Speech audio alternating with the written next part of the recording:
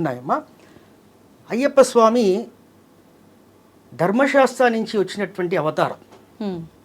అయ్యప్ప స్వామికి సంబంధించి గృహస్థాశ్రమ ధర్మం అంటే ధర్మశాస్త్ర వారికి సంబంధించి గృహస్థాశ్రమంలో ఉండగా ఉన్నటువంటి గుడులు ఉన్నాయి, బాలకుడుగా ఉన్నటువంటి గుడులు ఉన్నాయి, అలాగే వేటగాడి రూపంలో కూడా అయ్యప్ప స్వామి వారికి దేవాలయం ఉంది. చాలామందికి తెలియని విధం ఏదంటే పుత్రుడు ఉన్నటువంటి గుడి కూడా ఉంది అయ్యప్ప స్వామి వారికి. పుత్రుడు కూడా ఉన్నటువంటి అసలు వివాహం అయినట్టుగానే తెలియదు ఎవరికి. ధర్మశాస్త్ర వారు 18 అవతారాలు ఉన్నాయి.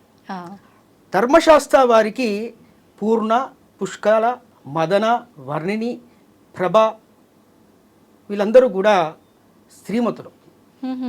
అయితే శబరిమల ధర్మశాస్త్రలో మనము అయ్యప్ప స్వామి వారిని కట్టబ్రహ్మచారిగా చూస్తాం. కట్ట బ్రహ్మచారి అంటే నిష్ఠగా ఉన్నటువంటి బ్రహ్మచారి, బ్రహ్మచర్యంతో ఉన్నటువంటి దేవాలయం. అలాగే ఎప్పుడైతే మనం ఎరివేలిలో చూస్తామో అక్కడ వనబాలకుడిగా వేటగాడి స్వరూపంలో ఉన్నటువంటి కిరాత శాస్త్రగా అయ్యప్ప స్వామి వారిని చూస్తాం. వేటాడే ఒక బాలుడు. అంటే ఈ మహిషిని సంహరించడానికి ఆ ఎరివేలి అనేటువంటి ప్రాంతం నుంచే వీరి యొక్క సైన్యం అనేది పోయి ఆ ఒక మహిషిని సంహరించడం జరుగుతుంది. కాబట్టి అక్కడ మనకి విల్లు అంబులు పట్టుకున్నటువంటి వేటగాడి స్వరూపంలో కనబడతారు.